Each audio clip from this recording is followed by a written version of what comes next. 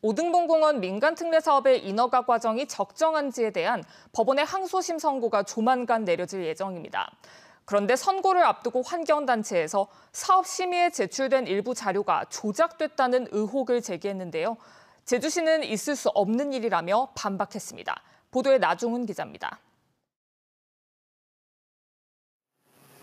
오등봉공원 76만여 제곱미터 부지에 1,400여 가구 아파트와 도시공원을 조성하는 민간특례 사업. 일몰 위기에 있던 공원을 만들 수 있게 됐지만 민간 기업에 개발 특혜를 줬다는 논란이 꾸준히 제기되었습니다. 이러한 논란을 따지기 위해 시민단체 주도로 인허가 과정이 적정했는지를 따지는 행정소송 항소심도 진행되고 있습니다. 오등봉공원 민간특례 사업 무효 공익소송에 대한 법원 항소심 판결이 임박한 가운데 앞선 2022년 경관 심의 당시 심의 자료가 조작됐었다는 의혹이 제기됐습니다. 사업 무효 공익소송을 제기한 환경단체가 당시 심의 제출 자료를 살핀 결과 한라산 조망권을 전혀 알 수 없는 자료로 경관 심의를 한 것을 확인했다는 겁니다. 특히 심의 제출 자료와 실제 현장을 비교하면 한라산이 구름에 완전히 가려져 있다며 조작 가능성을 언급했습니다.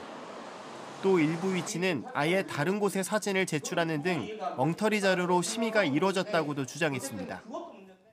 가능하려면 굉장히 안개가 심하게 낀 날이어야 합니다. 그러면 안개가 심하게 낀 날이라면 이런 식으로 원경이 나올 수가 없습니다. 저 끝에 부분까지 다 조망할 수 있는 시야가 확보될 수가 없습니다. 제주시는 비 오는 날 찍은 사진일 뿐 조작은 없었다고 말합니다. 더욱이 사진에 한라산이 나왔더라도 경관 심의에 큰 영향을 주지는 않았을 것이라며 의혹을 일축했습니다.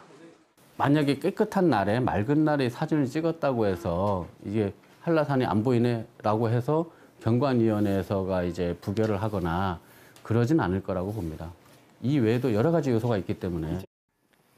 2017년 민간특례 사업 결정 이후 여러 논란만 반복하고 있는 오등봉공원 사업.